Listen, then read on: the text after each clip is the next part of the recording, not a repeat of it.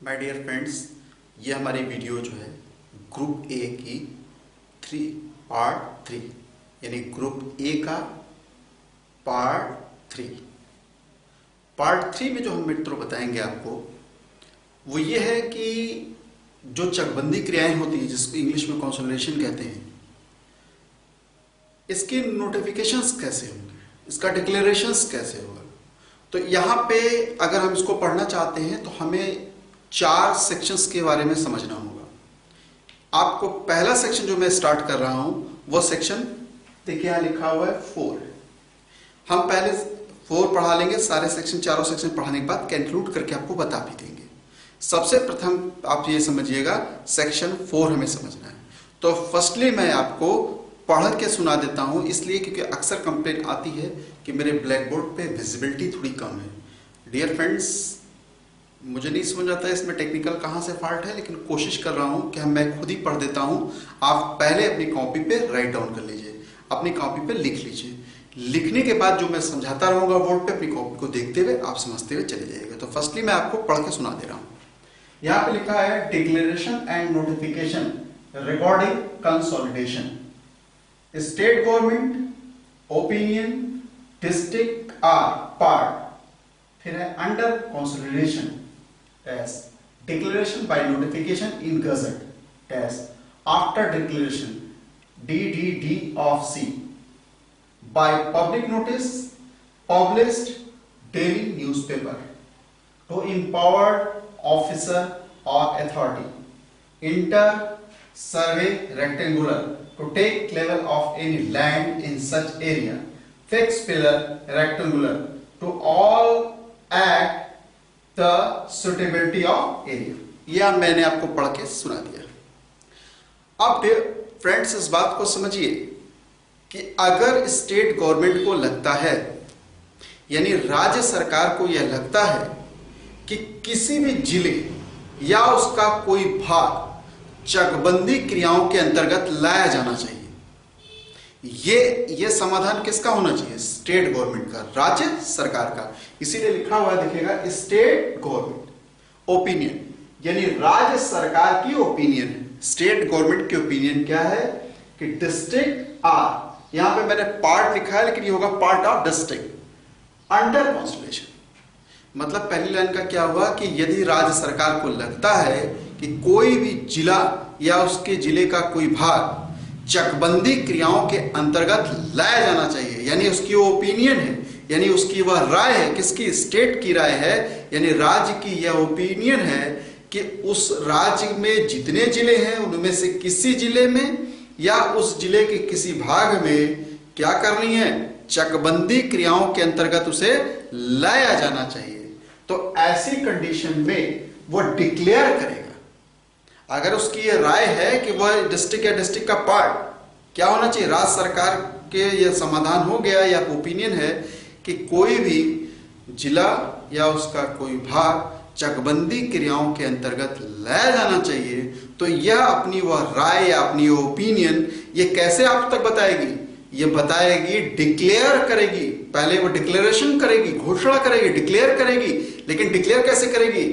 Bye notification in gazette. It means कि notification जारी करेगी, और ऐसा नोटिफिकेशन कहां होगा?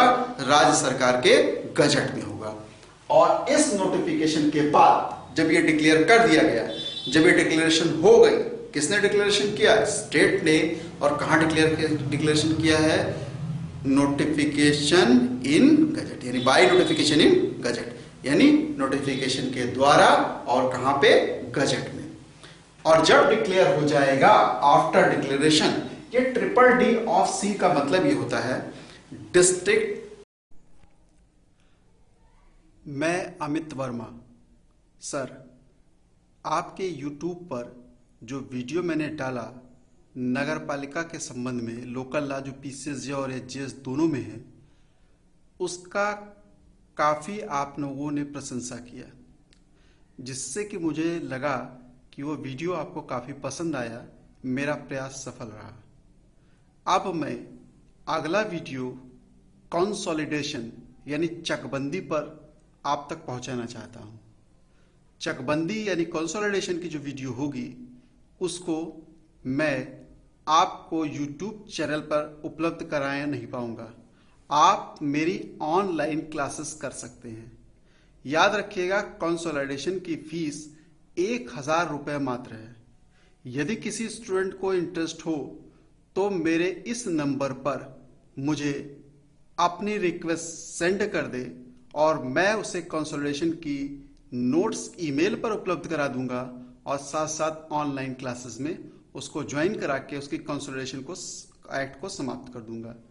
माय डियर फ्रेंड्स, जरा से इतना याद रखिएगा कि ये कंसोलिडेशन का जो स्टार्ट है वो मैं 10 जून से करूंगा। 10 जून 2020 से इस एक्ट की मैं शुरुआत करके और आपको पूरा पढ़ा दूंगा। मैं एक गारंटी ले सकता हूं कि PCSJ और HGS में आप सफलता के काफी करीब पहुंच सकते हैं और आपके इस एक्ट को जैसे कि नगर पालिका मैंने सरल बनाया, ठीक उसी प्रकार इस एक्ट को उतना सरल मैं बना दूंगा। तो जो भी स्टूडेंट इंटरेस्टेड हो या जो भी मेरा सब्सक्राइबर्स इंटरेस्टेड हो, वो मुझे इस नंबर पर व्हाट्सएप के थ्रू अपनी रिक्वेस्ट भेज सकता है और मैं उसे ऐड करूंगा अपने ग्रुप में और उसको मैं ऑनलाइन क्लासेस के थ्रू पूरी कंसोलिडेशन पढ़ा दूंगा और साथ ही साथ कंसोलिडेशन अर्थात चकबंदी एक्ट पढ़ा दूंगा और साथ ही साथ उसको नोट्स ईमेल पर उपलब्ध करा दूंगा। Thank you very much. अगर आप में से जो भी इंटरेस्टेड हो इस मोबाइल नंबर पर व्हाट्सएप कर दीजिएगा, मैं समझ जाऊंगा और मैं आपकी क्लास स्टार्ट कर दूंगा। Thank you very much. आपके सहयोग के लिए मैं आपको धन्यवाद देता हूं। That's all. ट्रिपल D का अर्थ है कि district deputy director of consolidation. Hindi में इसका होता है जिला उप संचालक चकबंदी। तो जब राज्य सरकार क्या करेगी, नोटिफाइड कर दिया।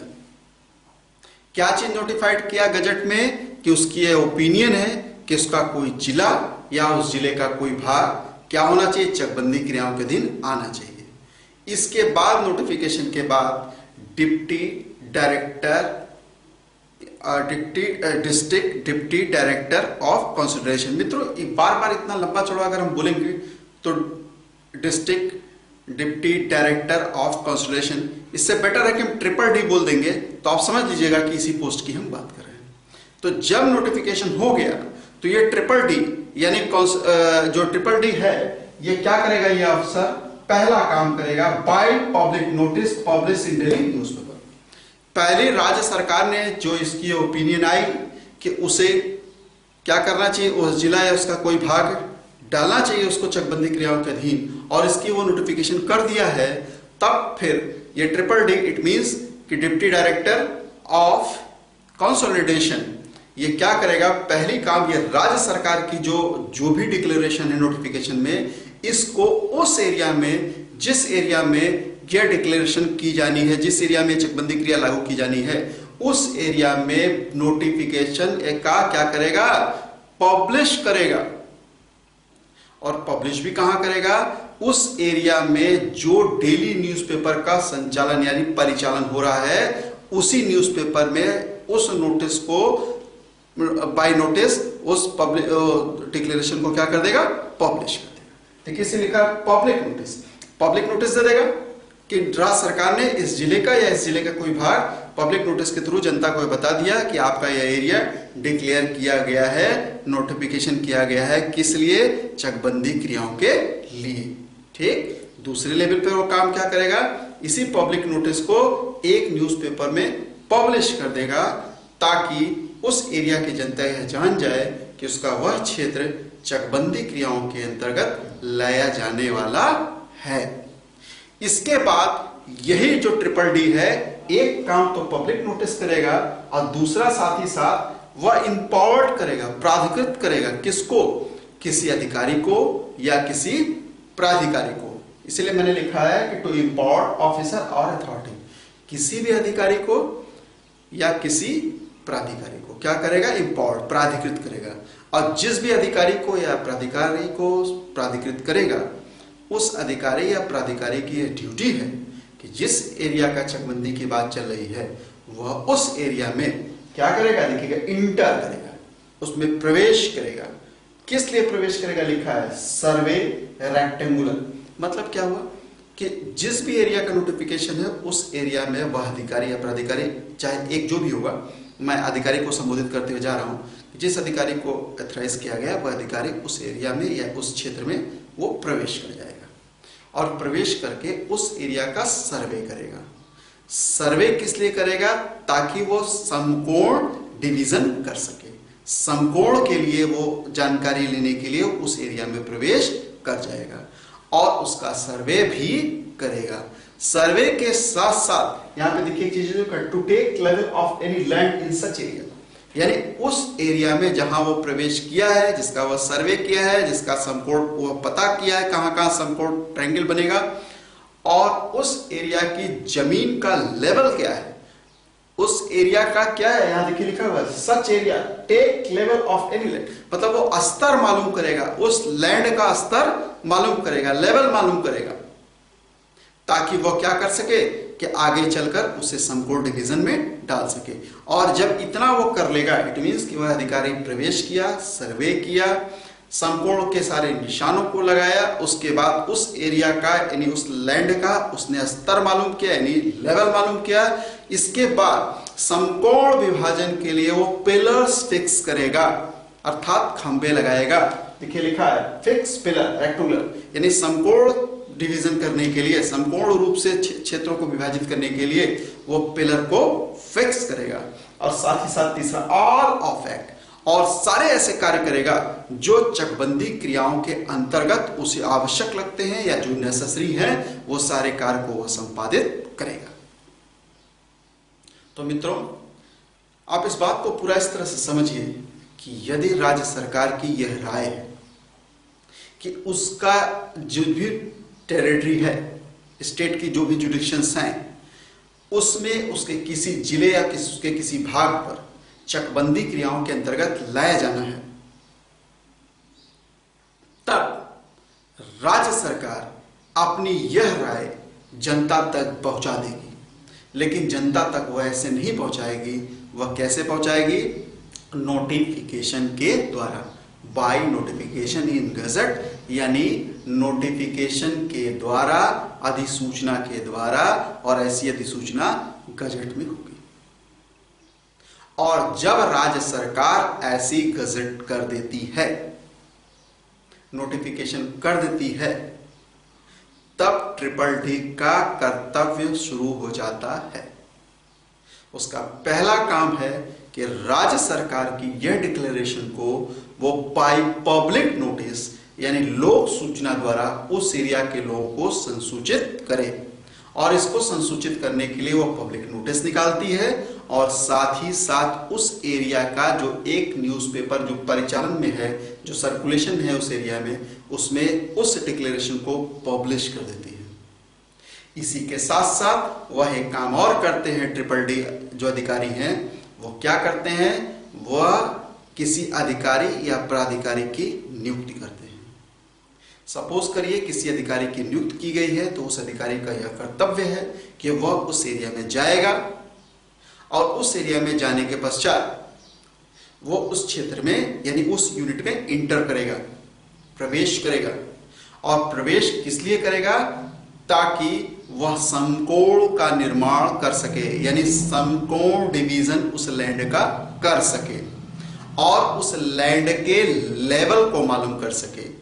और इसके पश्चात जब वो इतना कुछ कर लेता है, तब वह समकोण विभाजन के लिए पिलर्स जहां जहां उसे लगेगा, जहां जहां खंबे लगाने की आवश्यकता है, उन खंभों को वो फिक्स कर देगा, अर्थात गाड़ देगा। इसी के साथ ही साथ वह और भी ऐसे सभी कार्य करने के लिए स्वतंत्र है जो चकबंदी क्रियाओं के लिए उसे आवश्यक लगते हैं। यह बात पूरी सेक्शन 4 में बताई गई है। लेकिन मित्रों, जब इतनी बात हो गई, इसके बाद अभी भी ध्यान रखिएगा, अभी भी चकबंदी की नोटिफिकेशन नहीं हुई है, अभी सिर्फ डिक्लेरेशन है।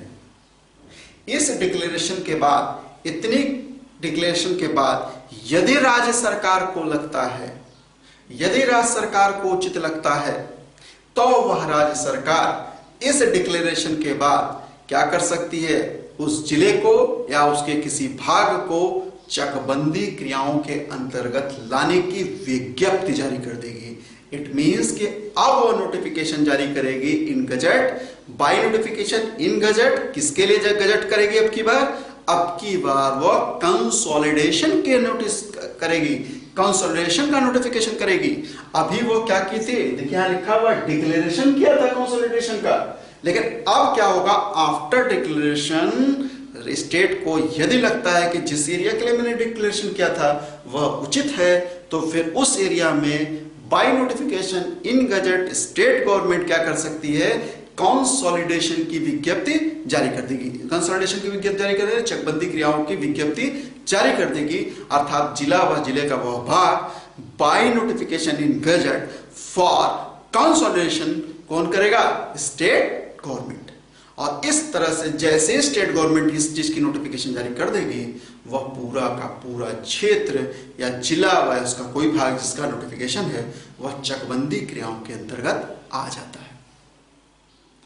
और जिस भी एरिया चकबंदी क्रियाओं के अंतर्गत आ जाएगी, फिर मित्रों याद रखिएगा, इसके बाद मैं सेक्शन 52 को जोड़ूंगा, यहां पे ही नोटिफिकेशन जारी होगा। नोटिफिकेशन के बाद जब तक कि 52 सेक्शन 52 में यह लिखा हुआ है कि राज्य सरकार जब चकबंदी क्रियाओं के अंतर्गत अपने सारे काम को संपादित कर लेती है, अर्थात चकबंदी की समस्त चीजों को पूरा करने के पश्चात, अब क्या पूरा करती है धीरे धीरे चैप्टर्स में हम आपको दिखाते चले जाएंगे सारे पार्ट्स में। हमारा कहने का मतलब है कि स्टार्ट पॉइंट क्या है, सेक्शन 4 डिक्लेरेशन, और एंड पॉइंट क्या है, सेक्शन 52। अर्थात डिक्लेरेशन के बाद क्या हो जाएगी, नोटिफिकेशन हो जाएगी, किसकी, कंसोलिडेशन की। और जब कंसोलिडेशन की नोटिस हो चुकी है, कंसोलिडेशन का आपका नोटिफिकेशन हो चुका है, तो यह क्रिया स्टार्ट हो जाएगी, चकबंदी क्रिया स्टार्ट हो जाएंगी। और यह कब जाके रुकेंगी, जब राज्य सरकार को अपने सारे काम वो संपादित कर लेगी, तब वो 52 के अंतर्गत फिर जाएगी, करेगी नोटिफिकेशन और गजट में कहेगी कि अब यह जिला या जिले का कोई भाग जिसको कि मैं 4(2) के अंतर्गत चकबंदी क्रियाओं के अंतर्गत लाया था, अब उसकी चकबंदी समाप्त हो चुकी है, अब वह चकबंदी क्रियाओं के अंतर्गत नहीं है, अर्थात हमने अपने सारे काम संपादित कर लिए हैं। और ये कार्य क्या है मैं आपको दिखाता चला जाऊंगा, ये पूरे सेक्शंस में आगे दिखेंगे। जब यह काम कर लेगी तो वो नोटिफिकेशन जारी कर देगी, और नोटिफिकेशन क्या करेगी, बाय नोटिफिकेशन इन गजट किस लिए करेगी कि अब कंसोलिडेशन की प्रक्रिया समाप्त हो गई, तो ये 52 हो जाएगा। यानी जब 4 की क्रिया स्टार्ट हुई तो कहां जाके अब रुकेगी, जब तक 52 नहीं हो जाता। लेकिन मित्रों इसके बीच में एक सेक्शन 6 आता है। सेक्शन 6 यह कहता है कि यदि धारा 4 के अंतर्गत यदि नोटिफिकेशन जारी हो चुकी है कंसोलिडेशन की, और यदि राज्य सरकार को यह उचित लगता है कि कंसोलिडेशन की जो उसने नोटिफिकेशन जारी किया है वो पब्लिक इंटरेस्ट में उसे वापस लेना चाहती है या उसको कैंसिल करना चाहती है, तो अपनी इस नोटिफिकेशन को कैंसिल भी कर सकती है। और सेक्शन 6 में यदि 4(2) में उसने डिक्लेरेशन कर दिया है या नोटिफिकेशन कर दिया है, किस लिए, डिक्लेरेशन के बाद कंसोलिडेशन पे कर दिया है, और उसे लगता है कि इसको कैंसिल कर देना चाहिए, इसकी आवश्यकता अभी नहीं है, पब्लिक इंटरेस्ट में से हटा देना चाहिए, तब वह इसके लिए भी बाय नोटिफिकेशन इन गजट करेगी। और जैसे ही सेक्शन 6 में वो कैंसिल कर देगी, तब राज्य सरकार जिस भी एरिया में कंसोलिडेशन की नोटिफिकेशन जारी किया है उस एरिया को यदि उसने कैंसिल कर दिया सेक्शन 6 में, तब फिर उसके अंतर्गत कोई चकबंदी की कार्रवाई नहीं होगी। इसका मतलब क्या हुआ मित्रों, इससे स्पष्ट है कि यदि राज्य सरकार 4 के अंतर्गत, धारा 4 के अंतर्गत डिक्लेरेशन किया और डिक्लेरेशन के बाद यदि उसे उचित लगा तो उस एरिया के कंसोलिडेशन के लिए नोटिफिकेशन जारी कर दिया, तो नोटिफिकेशन जारी करने के बाद चकबंदी क्रियाएं स्टार्ट हो जाएंगी। इन केस यदि सेक्शन 6 में उसने इस नोटिफिकेशन की कंसिडरेशन को कैंसिल कर दिया तब की बात अलग हो जाएगी, यानी एक्सेप्ट सेक्शन 6 यदि 4 की नोटिफिकेशन हो चुकी है तो कंसिडरेशन क्रिया स्टार्ट रहेगी। अर्थात यदि धारा 6 के अंतर्गत जब कैंसिल नहीं किया गया चकबंदी को तब चकबंदी की क्रिया जारी रहेगी, यदि कैंसिल कर दिया गया है तो कोई चकबंदी की क्रिया जारी नहीं होगी। अर्थात धारा 4 के अंतर्गत एक बार नोटिफिकेशन हो गया तो अगर 6 के अंतर्गत कैंसिल नहीं हुआ है तब 4 के बाद सारी चकबंदी क्रियाएं होंगी और तब तक होती रहेंगी जब तक कि 52 में उसके कैंसिलेशन की नोटिस 52 में उसके समाप्ति की नोटिफिकेशन जारी नहीं कर दी जाती है।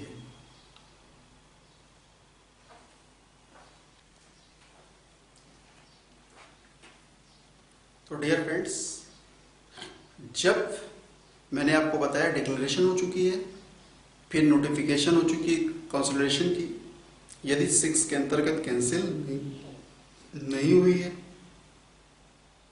ठीक है, तो फिर उसकी पूरी की पूरी चकबंदी क्रिया।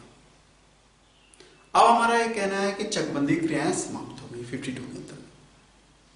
समाप्त करने के बाद यदि राज्य सरकार को लगता है कि नहीं आवश्यक है कि इसको फिर से चकबंदी क्रिया का दिन लाया जाए, उसी के संबंध में यह सेक्शन 4A प्रावधान करता है, लिखता है कि if state notified under 52 after public interest again this notification issue पर से, इट मींस कि क्या होगा कि यदि राज्य सरकार को लगता है कि जिस एरिया को उसने चकबंदी समाप्त कर दिया है उसमें उसे फिर चकबंदी करनी है तो फिर उसे 20 वर्ष तक का इंतजार करना होगा, यानी 20 साल के पहले वह इस प्रकार की फिर से नोटिफिकेशन धारा 4 के अंतर्गत लाके उस एरिया को पुनः चकबंदी क्रियाओं का दिन नहीं ला सकता। लेकिन स्टेट गवर्नमेंट को यदि वो आवश्यक है, पब्लिक इंटरेस्ट में लगता है, तब इसके लिए एक्सेप्शनली एक व्यवस्था की गई कि आप 10 वर्ष से पहले 10 वर्ष के बाद ला सकते हैं। इसका मतलब क्या हुआ कि जनरल नियम यह है कि एक बार 52 के अंतर्गत यदि कंसोलिडेशन समाप्त हुआ, विज्ञप्ति हो गई, तब 20 साल के पहले उस एरिया को चकबंदी क्रियाओं के अंतर्गत नहीं लाया जाना चाहिए। यदि आपको लगता है कि लाया जाना चाहिए, स्टेट गवर्नमेंट को लगता है, तब भी वह 10 वर्ष से पहले नहीं ला सकती। अर्थात 10 वर्ष से पहले किसी भी कीमत पे नहीं ला सकती और 10 वर्ष के बाद भी तभी लाएगी जब पब्लिक इंटरेस्ट में होगा, अन्यथा 20 वर्ष से पहले उस एरिया की चकबंदी नहीं हो सकती।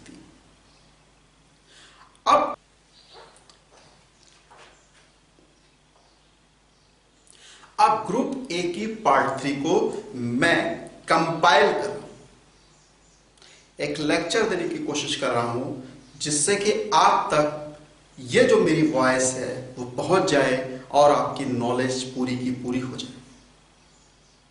सबसे पहली बात मित्रों यह समझिए कि अगर किसी भी एरिया को चकबंदी क्रियाओं के अंतर्गत लाना है तो फिर अगर कोई चीज शुरू होगी तो कोई चीज समाप्त भी होती है। तो शुरुआत के लिए उसने सेक्शन 4 को लिया और सेक्शन 4A को लिया, समाप्ति के लिए उसने सेक्शन 6 लिया और सेक्शन 52 लिया। तो अगर किसी एरिया को चकबंदी क्रियाओं के अंतर्गत लाना है तो सेक्शन 4 स्पष्ट कह देगा कि पहले राज्य सरकार को अपनी यह ओपिनियन, अपनी यह राय नोटिफाइड करनी होगी और ऐसी नोटिफिकेशन गजट में जारी करना होगा। और जब गजट में इस प्रकार की ओपिनियन नोटिफाइड हो जाएगी तब क्या होगा कि यह जो राज्य सरकार की मंशा है, यह राय है, ओपिनियन है, इसे जनता तक पब्लिक नोटिस के थ्रू DDD पहुंचाएगा और पब्लिक नोटिस छापेगा, साथ ही साथ उस एरिया में जिसमें यह चकबंदी क्रिया, जो जिला उसका कोई भाग जो चकबंदी क्रियाओं के दिन लाया जाना है, उस एरिया में जो एक दैनिक समाचार पत्र सर्कुलेट होता है उसमें पब्लिश भी किया जाएगा। साथ ही साथ ट्रिपल डी किसी अधिकारी या प्राधिकारी को नियुक्त करेगा और जिस भी अधिकारी या प्राधिकारी को नियुक्त करेगा वह उस एरिया में जहां चकबंदी होनी है वहां पे जाएगा, प्रवेश करेगा, उसको सर्वे करेगा, उसका संपूर्ण निर्माण के लिए वो चिन्हित करेगा और उस लैंड को का लेवल मालूम करेगा, स्तर मालूम करेगा और तत्पश्चात उसे जो रेक्टेंगुलर अर्थात संपूर्ण निर्माण के लिए, विभाजन के लिए जो आवश्यक है उन जगहों पे पिलर्स को फिक्स करेगा अर्थात खंभे को लगा देगा और अन्य वह सभी कार्रवाई जो उसे चकबंदी के लिए आवश्यक लगती है उस अधिकारी या प्राधिकारी को, तो वह समस्त कार्रवाई को वह करेगा। और अगर इस सब करने के साथ ही साथ यदि राज्य सरकार को लगता है कि जिस एरिया की उसने डिक्लेरेशन किया है उस एरिया को अब चकबंदी करना है तो डिक्लेरेशन को अब वो चकबंदी के अंतर्गत यदि लाना चाहता है तो वह काम करेगा, इसकी भी नोटिफिकेशन जारी करेगा गजट में, यानी स्टेट गवर्नमेंट नोटिफाइड करेगा इन गजट। ठीक है। और ये ट्रिपल डी जो हम बार बार नाम ले रहे हैं इसका फुल फॉर्म है district deputy director of consolidation, Hindi में जिला उप संचालक चकबंदी। और यह जो राज्य सरकार आफ्टर डिक्लेरेशन नोटिफिकेशन करती है किसके लिए, कंसोलिडेशन के लिए, चकबंदी के लिए, यह सब क्लॉज 4 के 2 में है, अर्थात सॉरी मैं गलत बोल दिया, सेक्शन 4 के सब क्लॉज 2 में है। और जब यह डिक्लेरेशन जारी हो जाती है तो वह एरिया चकबंदी क्रियाओं के अंतर्गत आ जाता है और अब वहां चकबंदी के सारे प्रोसेस स्टार्ट कर दिए जाएंगे। लेकिन यह प्रोसेस रोक दिया जाएगा इन केस यदि धारा 6 के अंतर्गत सेक्शन 6 के अंतर्गत राज्य सरकार 4 सब क्लॉज 2 के अधीन जो विज्ञप्ति जारी की है कंसोलिडेशन की, यदि उससे कैंसिल कर देती है, स्टेट गवर्नमेंट कैंसिल कर देती, कैंसिल भी वो कैसे करेगी, बाय नोटिफिकेशन इन गजट, अधिसूचना के द्वारा। कहां पे, गजट में। यदि वो कैंसिल कर देती है तब क्रियाएं नहीं होगी, लेकिन यदि कैंसिल नहीं करती हैं तो फिर सारी क्रियाएं स्टार्ट हो जाएंगी चकबंदी की, वह पूरी की पूरी कंप्लीट की जाएंगी। और यह क्या क्रियाएं होंगी आगे हम चैप्टर्स में बताते चले जाएंगे। और यह क्रिया तब जाकर रुकेगी जब सेक्शन 52 के अंतर्गत इसकी नोटिफिकेशन निकल जाएगी, क्या कि अब यह एरिया चकबंदी क्रियाओं के अंतर्गत नहीं है, अर्थात चकबंदी समाप्त हो गई, अर्थात चकबंदी के समस्त कार्यों को संपादित कर लिया गया है। तब राज्य सरकार नोटिफिकेशन के द्वारा गजट में इसकी भी विज्ञप्ति जारी कर देंगे कि चकबंदी क्रियाएं समाप्त। तो इस प्रकार मित्रों आपने देखा कि 4 के अंतर्गत डिक्लेरेशन होगी और आफ्टर डिक्लेरेशन क्या होती है, फिर कंसोलिडेशन की नोटिफिकेशन जारी हो जाएगी। इसके बाद चकबंदी के अंतर्गत वो आ जाएगा, जब तक कि धारा 6 के अंतर्गत स्टेट गवर्नमेंट उसे कैंसिल नहीं कर देती है। और यदि कैंसिल नहीं किया तो चकबंदी के अधीन है। तो चकबंदी के अधीन होने के बाद चकबंदी कार्यों को किया जाएगा और ये कार्य तब तक किए जाएंगे जब तक कि धारा 52 के अंतर्गत फिर चकबंदी समाप्त की नोटिफिकेशन जारी नहीं कर दी जाती। यदि एक बार 52 के अंतर्गत नोटिफिकेशन जारी हुआ कि भाई इस एरिया की चकबंदी हो गई, अब समाप्ति चकबंदी, इसके बाद अगर उस एरिया की पुनः चकबंदी करनी है तो फिर वो 20 साल से पहले कदापि नहीं हो सकती। ये 4 ये बता रहा है 20 साल से पहले कदापि नहीं होगी। यदि इन केस स्टेट गवर्नमेंट को पब्लिक इंटरेस्ट में बहुत जरूरी लगता है तो 10 वर्ष पश्चात ही आप उस एरिया में पुनः चकबंदी करा पाएंगे, यानी 10 के पहले कभी भी उस एरिया में चकबंदी नहीं हो सकती। यदि एक बार किसी एरिया की चकबंदी हो गई और 52 के अंतर्गत उसकी समाप्ति की नोटिफिकेशन जारी हो गई तो उस एरिया में पुनः चकबंदी 20 साल से पहले नहीं होगी। पब्लिक इंटरेस्ट में हो सकती है लेकिन वो 10 वर्ष के बाद, यानी 10 वर्ष के पहले कदापि नहीं। और यदि फिर उसे पुनः चकबंदी के अंतर्गत लाना है तो प्रोसेस फिर यही है कि 4 के अंतर्गत आप शुरुआत कीजिएगा और 52 तक फिर पहुंचिएगा। इसी प्रोसेस के अंतर्गत चकबंदी क्रियाओं को स्टार्ट किया जाता है। तो ये हमारी पार्ट 3 की वीडियो है। ये ग्रुप ए की पार्ट 3 वीडियो है। नमस्कार दोस्तों, धन्यवाद आपको मेरे लेक्चर सुनने के लिए। Thank you very much.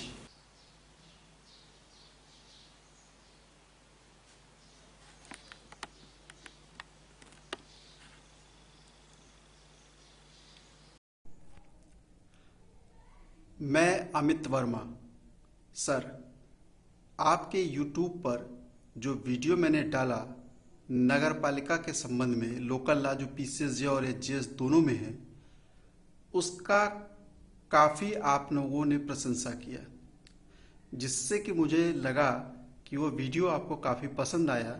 मेरा प्रयास सफल रहा। अब मैं अगला वीडियो कंसोलिडेशन यानी चकबंदी पर आप तक पहुंचाना चाहता हूं। चकबंदी यानी कंसोलिडेशन की जो वीडियो होगी उसको मैं आपको YouTube चैनल पर उपलब्ध कराया नहीं पाऊंगा। आप मेरी ऑनलाइन क्लासेस कर सकते हैं। याद रखिएगा, कंसोलिडेशन की फीस 1000 रुपये मात्र है। यदि किसी स्टूडेंट को इंटरेस्ट हो तो मेरे इस नंबर पर मुझे अपनी रिक्वेस्ट सेंड कर दे और मैं उसे कंसोलिडेशन की नोट्स ईमेल पर उपलब्ध करा दूंगा और साथ साथ ऑनलाइन क्लासेस में उसको ज्वाइन करा के उसकी कंसोलिडेशन को एक्ट को समाप्त कर दूंगा। माय डियर फ्रेंड्स, जरा से इतना याद रखिएगा कि ये कंसोलिडेशन का जो स्टार्ट है वो मैं 10 जून से करूंगा। 10 जून 2020 से इस एक्ट की मैं शुरुआत करके और आपको पूरा पढ़ा दूंगा। मैं एक गारंटी ले सकता हूं कि PCSJ और HGS में आप सफलता के काफ़ी करीब पहुंच सकते हैं और आपके इस एक्ट को जैसे कि नगर पालिका मैंने सरल बनाया, ठीक उसी प्रकार इस एक्ट को उतना सरल मैं बना दूंगा। तो जो भी स्टूडेंट इंटरेस्टेड हो या जो भी मेरा सब्सक्राइबर्स इंटरेस्टेड हो, वो मुझे इस नंबर पर व्हाट्सएप के थ्रू अपनी रिक्वेस्ट भेज सकता है और मैं उसे ऐड करूंगा अपने ग्रुप में और उसको मैं ऑनलाइन क्लासेस के थ्रू पूरी कंसोलिडेशन पढ़ा दूंगा और साथ ही साथ कंसोलिडेशन अर्थात चकबंदी एक्ट पढ़ा दूंगा और साथ ही साथ उसको नोट्स ईमेल पर उपलब्ध करा दूंगा। Thank you very much. अगर आप में से जो भी इंटरेस्टेड हो इस मोबाइल नंबर पर व्हाट्सएप कर दीजिएगा, मैं समझ जाऊंगा और मैं आपकी क्लास स्टार्ट कर दूंगा। Thank you very much. आपके सहयोग के लिए मैं आपको धन्यवाद देता हूं। That's all.